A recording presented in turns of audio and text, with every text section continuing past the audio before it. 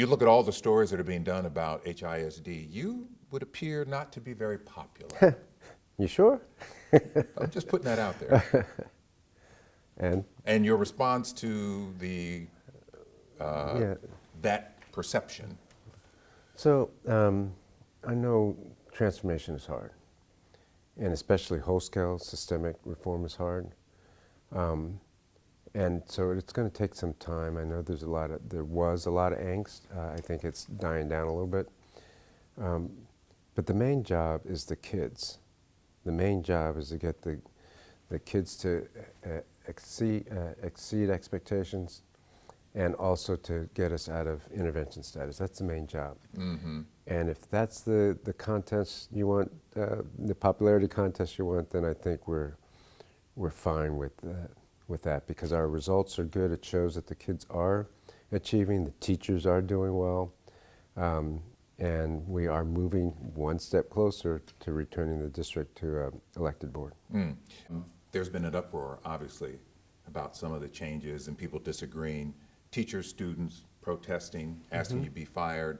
A congressman wants you to be investigated. Does any of that bother you?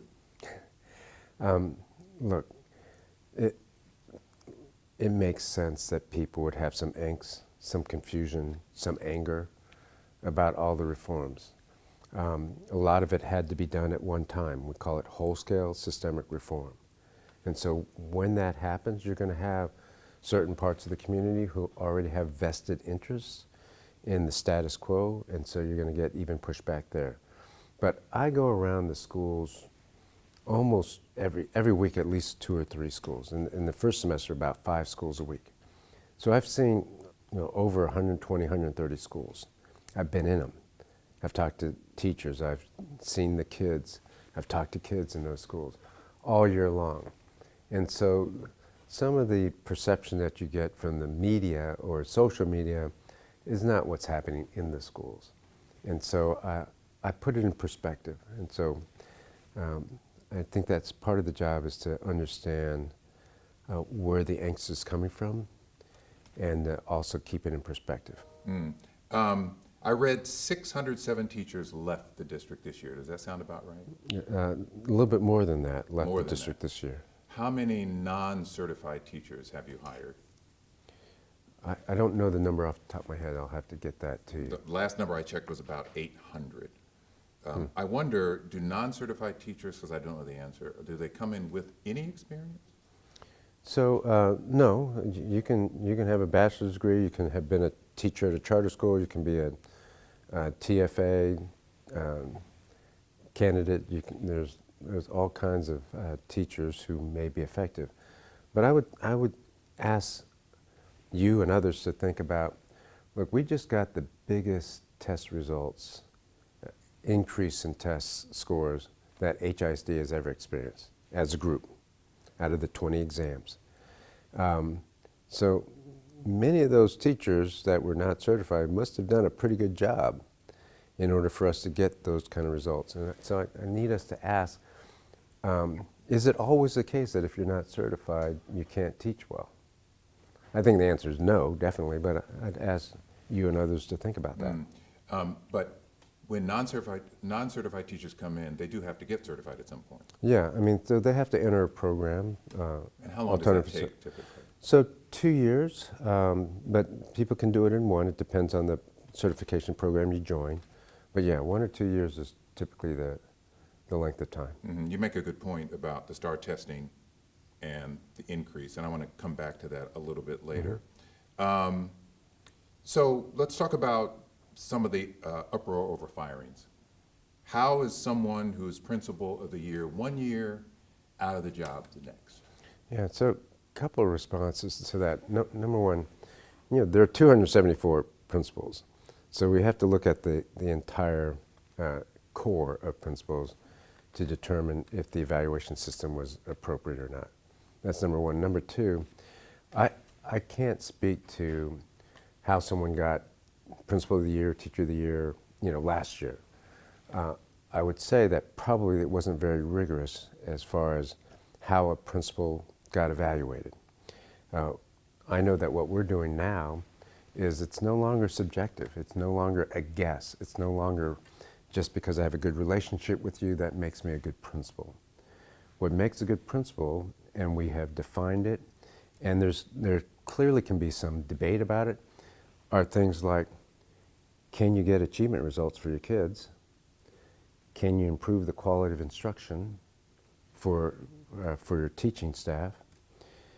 Can you lead and inspire as well as manage? Can you put together a plan of action and then follow through on that plan of action? And also, can you engage your community, make sense for your community, make sense for your staff? Can you communicate? So all of those things come together to make a great principal. Who makes the decision to let a principal go? So Is that your call? No, it's the executive directors are the ones who evaluate principals. I don't evaluate any principals. So, but but you said there's a new criteria. The bar has been raised. That's in correct. terms of how you evaluate. So where did that criteria come from? Yeah, me, the staff, and the group of principals who had input into it. So yes. Do the executive directors come to you and say, do you agree with this move, or is it totally autonomous? So the division soups help the executive directors. If there's any question mark, they will go to their division superintendents. Mm-hmm. So there's some check and balance there. Yeah. I have a couple of examples. I'll just use one. Mm-hmm. The principal at West Briar Middle School was asked to leave. That school, prior to the takeover, had a grade of a B for the campus. Yeah. That sounds pretty good. How's the principal missing the mark there? So I don't want to speak to any one principals. That's personal data, and I don't want to speak to the specifics of it. But I'll address. That would indicate that there's decent leadership. Maybe or maybe not. Again, I'm not going to talk about West Briar or any other school. I'm going to talk about the evaluation system. There's all these pieces to it. There's also pieces that the community isn't privy to, some personnel action, some personal issues, non-compliance issues, things like that. You have to comply with state and federal law, especially in special education. You have to respond to the immediate needs of teachers. You have to follow good professional practice. I mean, there's lots of things that we can't talk about. Whether the school is high performing or not high performing. So think about the pieces that I just talked about and the additional HR or personnel practices, and it's a very complex equation for assessing the effectiveness of a principal. That's a very difficult job. It is. Principal. As a principal, yeah, it's the hardest job in education. It's probably the most rewarding too, though. I want to make sure. But I mean, there's a lot of balls in the air there. Mr. Miles, you were brought in to make changes to improve the district. If HISD does not improve over a certain period of time, can you be fired? I should be. And who would fire you? The Board of Managers. The Board of Managers. Yeah. And at what point would that decision be made? Is it 2 years, 3 years, 4 years, if it were to happen? Yeah, it's a great question. And I've been asked that before. It's really indeterminate, but I would say this, and I've said this publicly before. I know there's impatience in turning around the district. People want an elected board as soon as they can have one back. And I don't think there's anybody working harder to return the district to an elected board as fast as possible. So I've said, look, 2 years is probably all that the community, board of managers, and others can stand without getting results. And it should be 3 or 4 maybe, but for a district this size. But I understand where we are, and so I said, look, if we can't get results in 2 years, then probably should look for a new superintendent. Not that I would leave. I'm saying, the board of managers rightfully would say, hey, maybe this isn't going to work. So if it's... But let me finish that because I want to be clear. We got the best results ever in 1 year. Yeah, and I'm going to come to that, but since we've gone down this road, and I don't want to speculate, but you said you should be fired. Would the board of managers have that say, or would the commissioner have that say? I think the Board of Managers ultimately has a say, but I'm pretty sure they would check in with the Commissioner of Education. He would probably have the last word. That's between them and the Commissioner of Education. I don't want to speak for him. Let's talk about the STAAR test. You said students and teachers did great. No question. One of the highest years of academic growth the district has ever experienced. Correct. Given As that, far as increase, growth. so given that, Mr. Miles, do you feel in some way vindicated, given the criticism you've taken? Look, I think that the NES model has proven itself. I knew it would. I didn't expect as great an increase because it's the very first year, a tough year. But a lot of it has to be attributed to that. And the reason why I can say that with confidence is because the NES schools did even better as far as their growth Than the non-NES. than the non-NES. The district as a whole did well, so I don't want to say the non-NES didn't do well. They did well too. They also improved relative to the state, and relative to the scores last year. And so we had a very good year, and that's a tribute to our kids. That's a tribute to our teachers. The kids stepped up. They rose to the level of expectation, just like in the movie with Jaime Escalante and those kids in California who took the algebra test. Mm-hmm. Our kids rose to the level of expectation, and so did our teachers.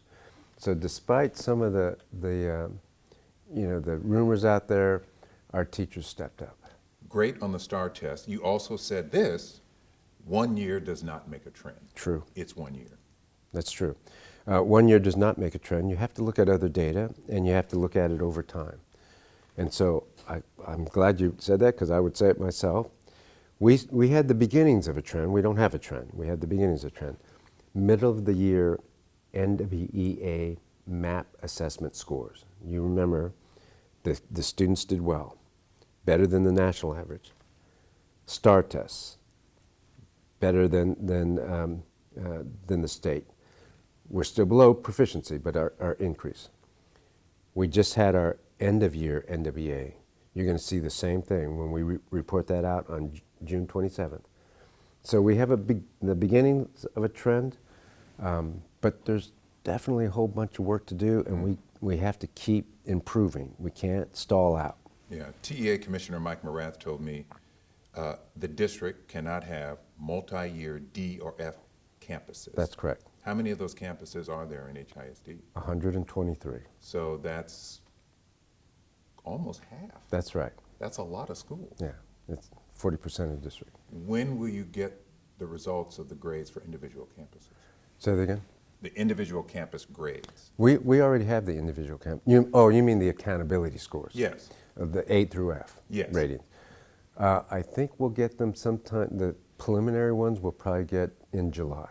So hopefully that and number... And then the final ones we won't get till August. Until August. Yeah. So you're hoping that it's not 130. Yes, that's correct. Right? That's right. Because if you've got a lot of schools doing well, but you still have 40% of the district getting D or F. That's right. Yeah, no, we're hoping that number goes down considerably. I'm glad you explained the time frame for the campuses, because the commissioner, that's one of the things he pointed out, is like those multi-years of D and F campus ratings, we can't have that. That's right. And so we're working hard to get that number down. It looks like we will have fewer when August comes around. I want to go back to the timeline of takeover. You said if you continue on this beginning of a trend, that the takeover would end sooner rather than later. Who would decide that? Yeah, thanks for asking that, because it's the commissioner's, I have my perspective, but it's his decision when the takeover, when we have sufficiently shown that the elected board of managers can transition back in. My guess is it wouldn't be 9 board of managers leave and 9 come in, but all of those questions you should ask the commissioner. He can tell you, what his plan is. In my head, you've been in education a long time. Yes, sir. Pardon me for interrupting. Yes, sir. An educated guess, given the size of the district, how long the takeover could last? If we continue to see the gains we got this year, let's say we repeat that next year, similar gains, maybe not as high as we did this year, but still improvement, strong improvement. And if we see strong improvement 3 years in a row, in my educated guess, we could start to see a transition back starting the 4th year. We can have some of the elected board members back on the board. Again, that's just me speculating. That's the commissioner's decision. But that's what I think.